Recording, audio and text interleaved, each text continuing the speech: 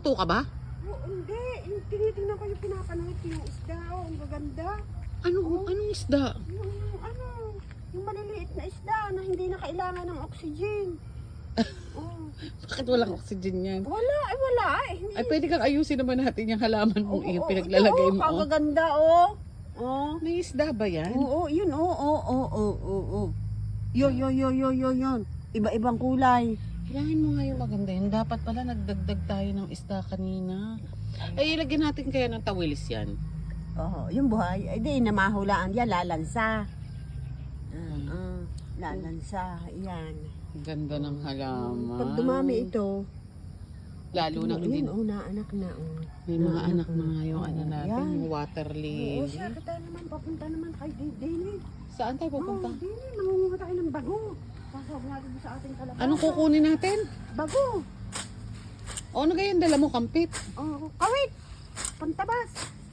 Huwag mo nang pakialaman yan, mag-grass cutter naman tatail yun. Dini, dito na. O, saan nga tayo pupunta? Doon, sa ating lupain. Sa lupain. Sa lupain na yung may kapitbahay. Maninima ka na naman? Lupain ng kapitbahay, naninima tayo ng bago. Ano ibig sabihin ng naninima? Ay, di nangunguha ng walang paalam sa may-ari. So, nagnanakaw tayo. Yun na nga ang sumata noon. Pag naninima, ang ibig sabihin, nagnanakaw tayo dun sa kapitbahay. Okay. So, di ko sasara ang gate? Hindi, sarado. Wag na, hayaan mo silang pumasok. Naka-CCTV ka naman, nakita ko naman eh. So, anong kukunin natin dyan? Bago? Ano nga yung bago? Yung sarap yung bago.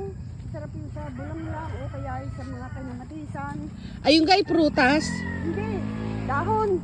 Dahon? Dahon ng bago. Ilalagay sa gulay. Gulay, maggugulay tayo. Sige, pakita natin sa kanila yung bago. Kasi isa yun sa pinakamasarap na Saan tayo dadaan? dahon. Dito o doon? Dito na sa putik. Okay. Mas maganda tong putik na daanan natin dahil tayo naman lahat ay putik. Oo, tayo nadudulas. Pag nadulas ka, mas maganda, nakakatawa yun. Kaya ka din. So yung bago, hindi lahat ng lugar sa Pilipinas may bago. So yun ang gusto kong i-share Saka ngayon. Hindi naman kilala dito sa lahat ng hindi kilala yung bago. Tayo lang mga... Oo, nga Tagalog. Sa Quezon yata meron ding bago. Oo. Pero I'm talking about this sa ibang lugar, asking, walang bago. Hindi nila alam yung bago. So we're going to show ano yung bago kasi ito ang isa sa pinaka superfood na dahon. So tingnan natin kung ano ang bago ng Nanay Tuyang. Ang layo naman ng paninima natin. Eh pagka nakita tayo ng may-ari, anong gagawin natin? Hindi tayo magsasabi, tayo mananakbo. Ano yan? Uy, ang ganda ng Hobbit house na to, oh. Hobbit house. Alin? Yun ang kulay, ang bulaklak na kulay. Pink na Eh gusto mo, bakit bunutin natin. Oh, marami din siyang dilaw. Nasaan? Yan o. Uy, ang daming dilaw na luya ni May. Pwede natin tong akatin. Kaya lang, paano tayo papasok ay nasa sa nasa sa bakod. Oo nga, demanda tayo ng trespassing ha. Madidimanda tayo trespassing.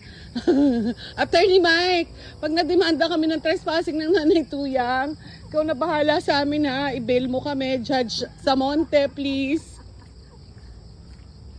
Okay. So eto na, papasok na tayo dun sa lupa ng may lupa. Maninima tayo nung gusto kong kunin na bago. Huwag kayong maingay ha. Eto na, aakyat na kami dun sa lupa nung kapitbahay namin. Sana madulas ka ulit. So eto yan. Okay. Bisan mo. Kung maingay. Abay, ginaras cutter.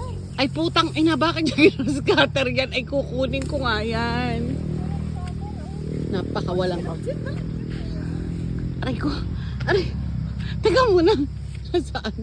Roger! Ang hayop na ito, ginara-scatter mo. Roger! Hindi, sarap. Huwag kayong maingay. Ito yung may-ari. Eh, kasi dito kami maninima.